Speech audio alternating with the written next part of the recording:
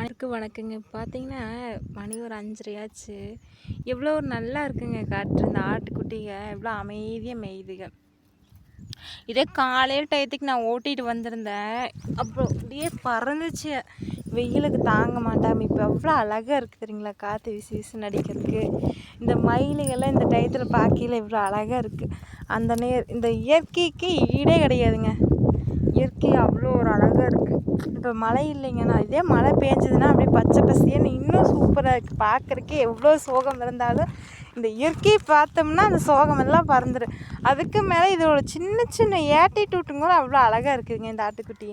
இன்னும் நிறைய வாங்கி சேர்த்து நிறைய இருந்துச்சு. இப்போ கொஞ்சம் கம்மி பண்ணிட்டோம். இன்னும் கொஞ்சம் ஜாஸ்தியாக சேர்த்தோன்னு ஒரு ஆசைங்க எனக்கு. இவ்வளோ அழகாக அது ஒவ்வொரு பாருங்கள், இவ்வளோ அழகாக இலை சாப்பிடும் பாருங்கள். இன்னும் பச்சை இருந்துச்சிங்கன்னா இன்னும் சூப்பராக இருக்கும். இன்னும் வறட்சி அதுக்குனால அது பாவம் வெயில் தாங்க முடியல. அப்போ இந்த லைட்டாக மழை பெஞ்சதுக்கு லைட்டாக பசுந்துருக்கு அந்த கொடி செடியான பில்லுன தலையில். ஏம்மா இங்கே வா. இது மதியம் இதை அடைச்சி வச்சுருந்தேன், இப்போ நீக்கி விட்டுட்டேன். பாடா குட்டி பாப்பா.